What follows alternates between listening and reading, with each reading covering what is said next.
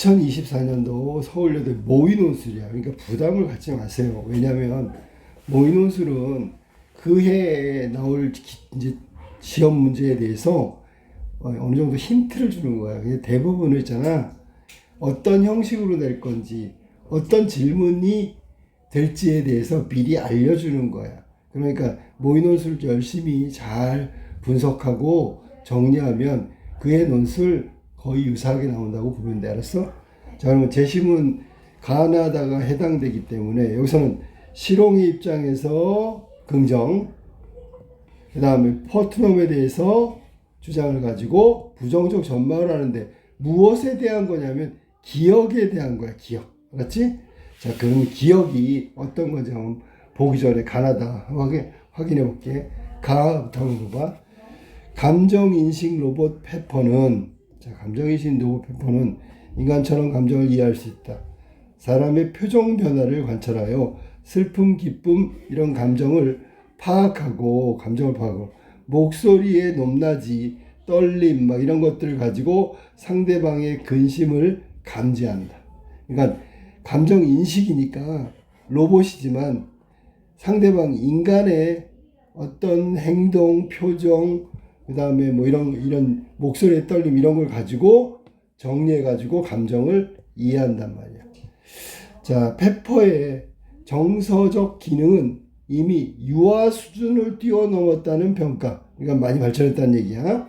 그 이전에는 이런 걸 못했는데 페퍼는 감정기술 고도화로 감정 로봇 시장의 진입 및 성공의 가능성을 높인 대표적인 사례다. 그러니까 여러 로봇이 있는데 감정을 인식하는 로봇의 시작을 알려준 게 페퍼란 말이야. 어느 정도 가능성을 보여준 거야. 페퍼는 은행, 커피점점, 대형 쇼핑몰 등에서 고객을 응대하는 일을 맡고 있다. 최근에는 한 미용실에도 채용되어 눈길을 끌었다. 여기는 지금 감정 로봇 시장에 진입하고 어느 정도 성공의 길을 가고 있는 감정인식 로봇 페퍼에 대한 얘기.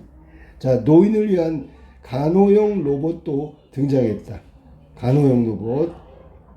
강아지처럼 생긴 로봇 미로는, 페퍼 말고 미로, 홀로 사는 노인들의 버시자 간병인 역할을 맡는다. 노인의 곁을 따라다니며 약 먹을 시간을 알려주고 누가 찾아오면 그 사람이 누구인지 확인해준다. 노인들의 외로움을 덜기 위한 가벼운 대화까지도 할 수 한다. 감정인식 로봇은 최근 아이 돌봄의 역할도 맡고 있다. 아이 돌봄 역할까지 확대된 거지. 자신을 웃게 하고 대화도 나누는 유일한 존재인 로봇이 아이들의 새로운 가족의 일원으로 보이는 것은 어쩌면 자명한 일이다. 분명하다. 일각에서는 미래의 가정에, 자, 나왔다. 기억. 로봇 중심의 재편이라고 하니까 다시 이렇게 여기서는 편성된다라는 거니까 짜여진다 그런 얘기야. 로봇 중심으로 재편된다. 언제? 미래의 가정에. 근데 일각이라 수가 일부의 얘기란 말이야. 대한 우려도 보이기도 한다. 그럼 저 봐봐. 지금 우리 가족의 중심은 가족인데 미래 사회에는 오히려 로봇이 가족의 중심으로 다시 편성된다라는 걱정도 보이기도 한다. 그만큼 로봇이 할 수 있는 역량이 점점 발전되고 있기 때문에 저렇게 될 수도 있다는 얘기야. 로봇이 가족이 될 수 있을까? 이 질문에 여전히 회의적인 답변을 내놓는 이들 있지만 정작 로봇과 함께 사는 사람들은 로봇을 가족과 같은 존재로 인식하고 있다. 그러니까 실제로 로봇과 함께 사는 사람들은 로봇을 애완견을 가족의 일부로 보는 것처럼 로봇도 역시 받아들이는 것이 어느 정도 보편화됐다. 뭐 이런 얘기를 하는 거예요. 자, 그러면 로봇 중심의 재편. 자, 그러면 생각해봐. 지금은 인간 중심의 가족이지만 앞으로 로봇이 활동 영역이 넓혀가고 그 다음에 더 고도화되면 가족의 중심이라 했으니까 가족으로 편입되거나 가족으로 인정된 이런 거야. 이런 거에 대한 얘기를 하고 있는 거야. 그거에 대해서 과연 실험과 포트넘은 어떻게 얘기할까 한번 볼게. 시롱은 긍정이라 했으니까 봐봐. 시롱이 말하기를 너는 진실로 사람이구나. 오륜과 오사는 사람의 예의고 때를 지어 다니면서 서로 불러 먹이는 것은 금수의 예의며, 자, 때를 지어 다니면서 서로 배불리 먹이는 건 짐승의 예의다.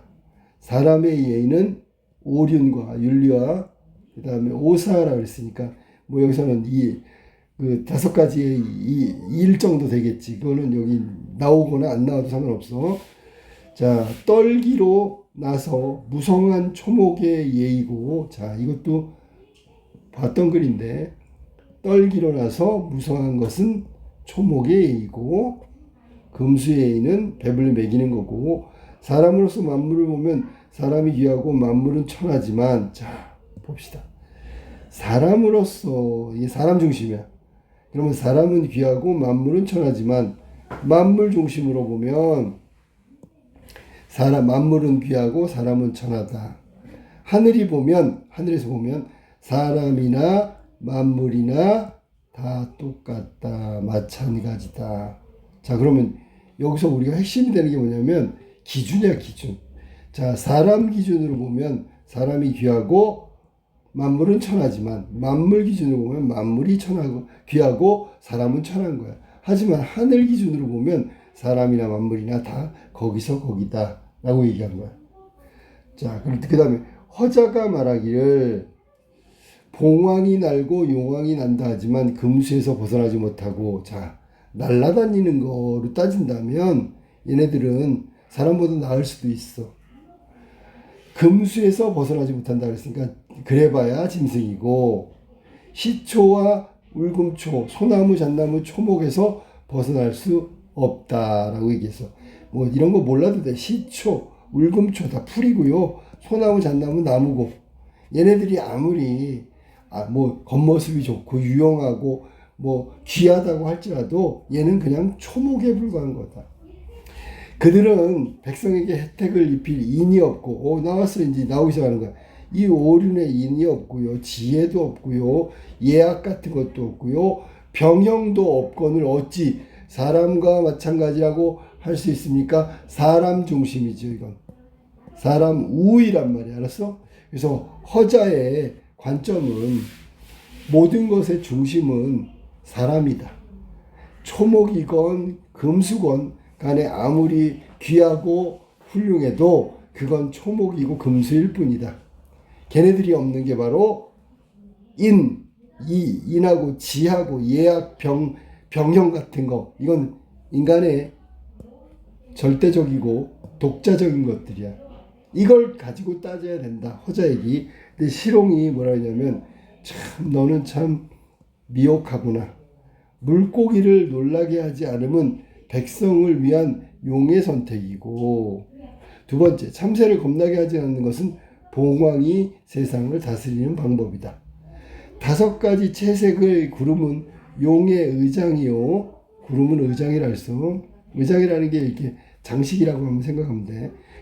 용만 있는 게 아니라 옆에 막 구름도 있어야 된다는 얘기야. 온몸에 두른 문체는 봉황의 복식이요. 옷과 같은 거고요. 의장이고요. 바람과 우레가 떨치는 것은, 바람과 우레는 용의 병형이고요. 높은 언덕에 화한 울음을 우는 것은 봉황의 예악이다. 그러니까 인간 입장에서 보면 인, 지, 예악, 병형은 인간만 갖고 있다고 생각하는데, 시롱 입장에서 본다면 시롱은 용도 봉황도 모두 인, 지, 예악, 병형을 다 가지고 있다고 보는 거야. 자, 그래서 시초와 울금초, 얘네들은 초라 그랬잖아, 그지? 풀. 종묘 제사에 귀하게 쓰이는 쓰임이 있고요. 소나무, 잣나무는 얘는 대들보로서 얻는 귀중한 제목이다. 옛사람이 백성의 혜택을 입히고 세상을 다스릴 때 만물의 도움을 받지 않은 적이 없다. 만물의 도움을 받을 수밖에 없다. 군신간의 의리는 벌에서, 병진의 법은 개미에게서. 이 병진이라는 게 원래 싸움할 때 막 이렇게 진을 친다고 하잖아. 뭐 예를 들면 그 군대 어떤 대형 있잖아. 근데 개미도 얘네들도 집단 생활을 하기 때문에 이런 대형, 여기서는 병진 같은 것들을 하고 있다고. 그 다음에 예절의 제도는 요번에는 또 박쥐라 그랬어. 박쥐, 예절. 자, 그 다음에 금을 치는 법은 거미에게서, 자, 거미가 뭐하지? 거미줄을 치잖아. 거기에 또 방법이 있단 말이야. 그 다음에 그런 까닭에 성인은 만물을 스승으로 삼는다 하였다. 이 만물이 바로 계속 열거한 용이며 봉황이며 초목이며 거미며 이런 애들 전부 다. 그런데 너는 말이지 어째요? 하늘의 입장에서 만물을 보지 않고, 자, 그러면 인간도 있고요, 로봇도 있고요. 위로 다시 가야지, 그지? 이 로봇을 대체하는 것들이 모두 거미며 용이며 봉황이며 이런 애들이야. 박쥐며, 알았지? 오히려 사람의 입장에서 보는가, 사람 중심의 사고방식. 자, 그러면 가족이라는 걸 로봇과 가지고 생각하면 허자의 생각은 뭐냐면, 야, 로봇이 아무리 유용하고 아무리 정교해진다고 할지라도 어떻게 인간이 만든 가족 속에 포함될 수가 있겠어? 포함될 수 없지요. 됐니? 그러니까 여기서 제일 중요한 건 비인간, 인간 이런 것을 분리하고 있단 말이야. 알았니? 그러면 여기서 실홍의 얘기는 이런 거 구분하면 안 된다라는 얘기야. 허자 얘기를 비판한 거지. 분리를 비판한 거지. 분리는 누구라고? 허자의 얘기야. 인간과 비인간을 분리한다. 알았니? 그런 허자의 입장을 비판하는 태도고, 인간이나 만물이나 하늘의 관점에서 보면 모두 평등하다고 주장하는 거지. 그럼 실용 입장에서 로봇 중심의 가족제도로 재편된다. 그러면 이게 가족의 본래의 의미를 채워주면 로봇이건 강아지건 다 가족의 일부가 된다는 얘기야. 이해됐어? 무슨 말이지? 그러면 자, 인간과 비인간을 분리하는 허자의 생각을 비판하고 있는 실용 입장에서는 가족의 의미를 어떻게 두고 있냐면, 가족이라는 건 육체적이고 혹은 정신적이고, 왜냐하면 이게 로봇이기 때문에 그래. 애완견은 육체적인 건 아니야. 로봇은 인간이 할 일을 대신하잖아. 돌봄 서비스도 하고요, 친절하게 손님을 맞이하고요. 이거는 사실 알바생 종업원이 하는 거잖아. 그 역할을 대신했으니까 육체적인 거, 정신적인 거, 이런 결핍이라는 게 뭐야? 부족한 거를 채워줬어. 그러면 인간이 채우건 로봇이 채우건 채웠다라는 사실이 중요한 거야. 그러면 만약에 아들이 채웠고 로봇이 채웠어. 또 동일하게.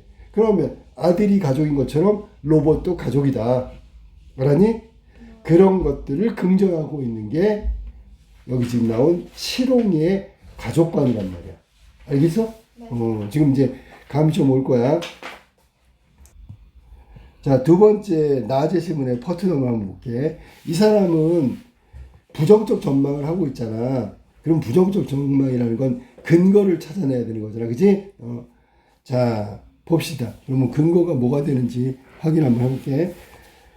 자, 이상한 말을 했어. 사람과 로봇, 이게 아니라 사회 자본 이런 걸 얘기했단 말이야.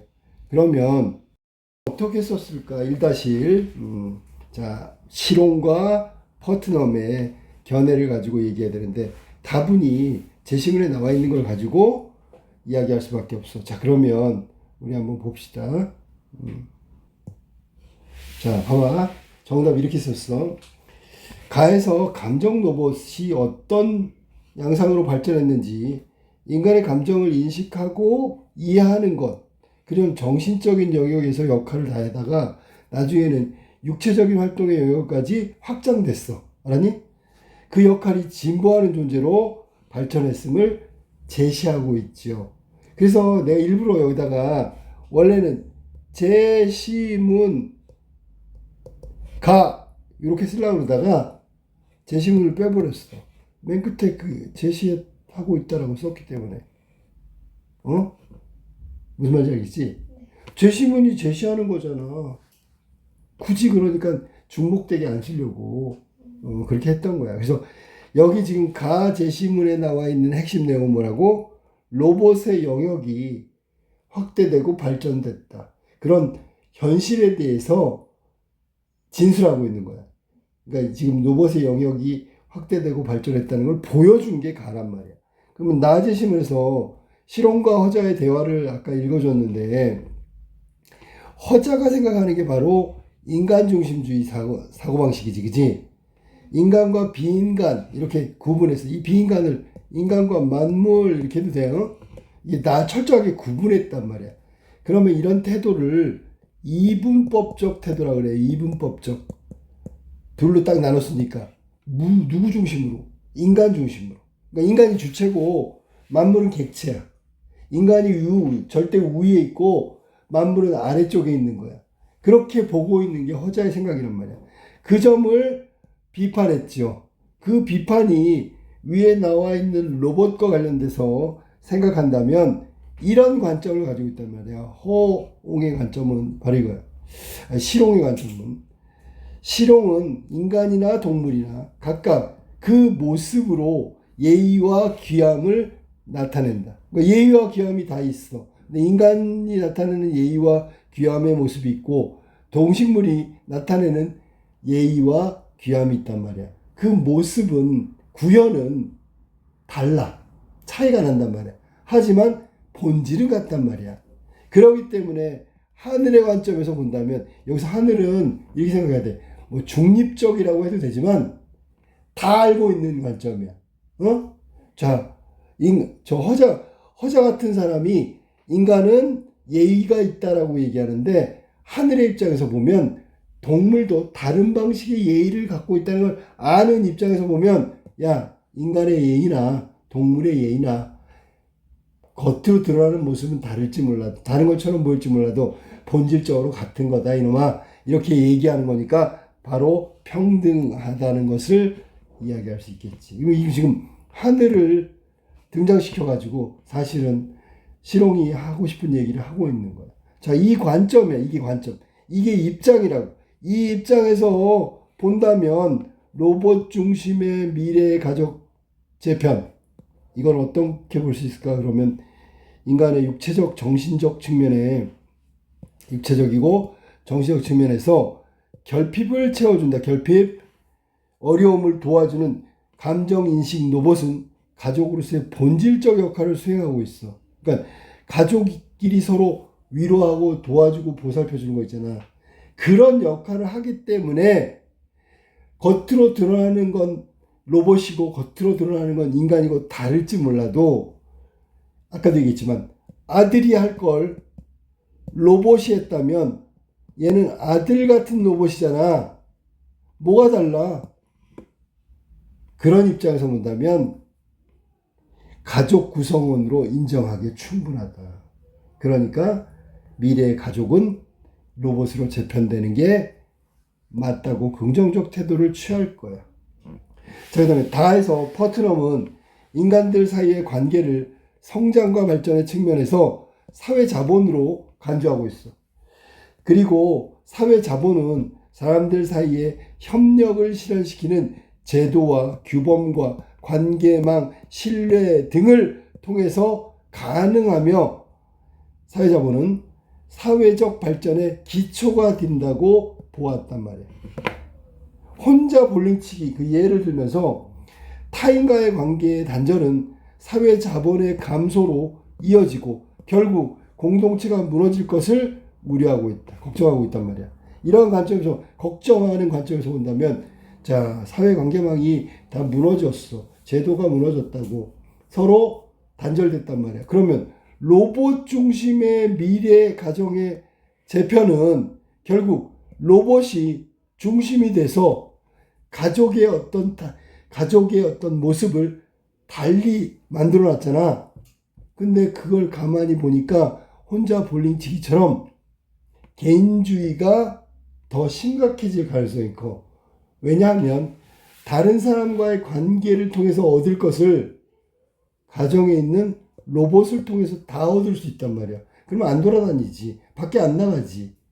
왜냐면 가족 안에 로봇이 모든 걸 해결해 주니까. 그렇다면 이렇게 되면 될수록, 확대되면 될수록 타인과의 만남은 줄어들게 되고 관계가 단절된다는 것은 결국 사회적 신뢰가 무너지고 최종적으로 결과적으로 그가 말했던, 버트넘이 말했던 사회 자본의 감소가 되고 공동체 위기로 닥칠 수 있다. 됐어? 여기서도 끊어야 되겠어. 진다.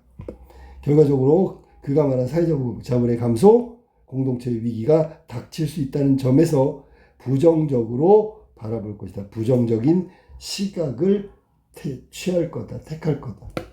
이게 지금 동일한 상황을 갖고도 부정이냐 긍정이냐 이렇게 얘기하고 있는 거야. 알겠지? 그러니까 어떻게 바라보느냐에 따라서 이게 좋을 수도 있고 나쁠 수도 있어. 그래서 내가 맨날 하는 얘기가 이 관점은 선글라스야. 빨간 선글라스를 끼고 보면 빨갛게 보이는 거야. 알았지? 시커먼 선글라스를 보면 세상이 다 깜깜한 거야. 똑같아. 관점은 시점이고 기준이란 말이야. 기준을 가지고 그것을 바라봤을 때의 평가는 달라질 수 있다. 그러니까 그 기준을 잘 보란 말이야. 내가 여기서 기준을 쓴 거 한번 볼까? 기준이 뭐냐면 평가 직전에 기준이 꼭 들어갔어. 일부러 그 의식적으로 꼭 이렇게 쓰는 건 아니지만 알았니? 이거 평등하게 바라보고 있다. 자, 인간이건 동물이건 만물이건 간에 평등한 입장이다.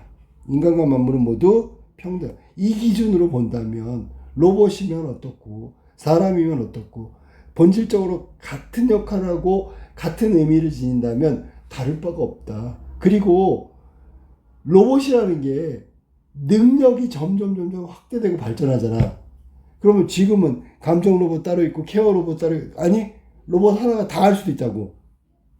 그런 점에서 본다면 오히려 이 미래의 사회의 가정의 재편은 너무나 지극히 당연하고 그 다음에 그렇게 되는 게 오히려 우리에게 더 도움이 될 수 있다. 거꾸로 인간 중심으로 보더라도 그렇게 말하고 있는 거 아니니? 여기서 핵심은 본질적 역할 수행, 가정의 가족들이 하는 본질적 역할 수행을 한다면 그 차이가 별로 느껴지지 않는다는 게 실용의 생각이라고.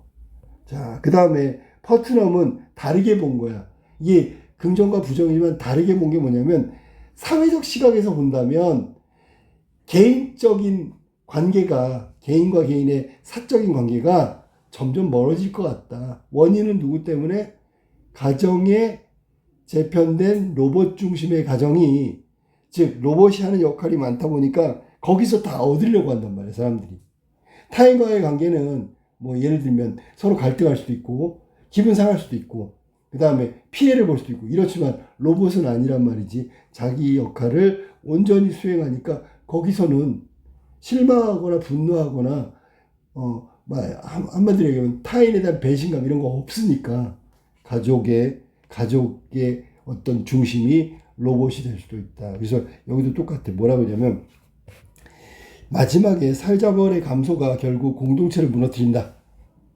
이 기준으로 본다면 관점으로 본다면 로봇 중심 사회는 결과적으로 우리 사회 공동체가 사회적 관계의 단절로 사회자본의 감소 결국 공동체 붕괴로 이어질 게 확실하다라는 부정적 판단을 이야기하고 있는 거야. 알겠지? 이게 1-1 정답이 아니고 정답에 가까운 이 정도로 쓰면 된다라는 얘기를 한 거야. 분량도 내용도. 여기에 지금 예를 들어 제시문 가 이랬다가 제시한다. 이게 싫어서 나는 가는 제시하고 있다. 제시문 가는 이런 입장이다. 이렇게 바꾸는 거야 마음대로. 그 다음에 공동체 위기가 닥쳐올 수 있다. 이렇게 했는데 이거를 난 좀 고지식하게 논술에 적합한 용어로 쓰고 싶다. 그러면 공동체 붕괴, 공동체 붕괴라는 말 있잖아. 붕괴 다 무너지는 거 알았니? 더 심각하게 얘기할 수도 있다는 거야. 공동체 붕괴를 초래할 수 있다는 점에서 극단적으로 본다면 로봇으로 재편되는 미래의 가족은 일어나서는 안 된다. 이렇게 써도 된다고. 알겠지 무슨 말인지? 세게 쓸지 약하게 쓸지에 대해서는 각자 느낌을 놓고 정하는 거야. 왜냐면 단정하는 건 단정하면 틀렸어 라고 할 수 있다고. 하지만 추측하는 건 그게 그렇게 될 수도 있고 안 될 수도 있잖아. 그 다음에 말 나온 김에 뭐 예를 들어 비판이라는 단어가 나오면 비판이라는 건 부정이잖아. 부정. 그지? 그거를 순진하게 비판하고 있다 이렇게 해도 되지만 우려하고 있다 혹은 불안하게 보고 있다라고 하든지 알았냐? 그 다음에 부정적 시각이 부정적 시각이 뭐 증가한다든지 뭐 이거는 이제 갑자기 선생님이 생각나서 하는 건데 표현을 좀 다채롭게 하는 게 좋지 않을까. 알았어? 그냥 비판하시고 이렇게 비판한다 이렇게 하지 말라는 거야. 알았지? 자, 이거 서울여대 모의고사 1번 1-1번 요거 정리하도록 해.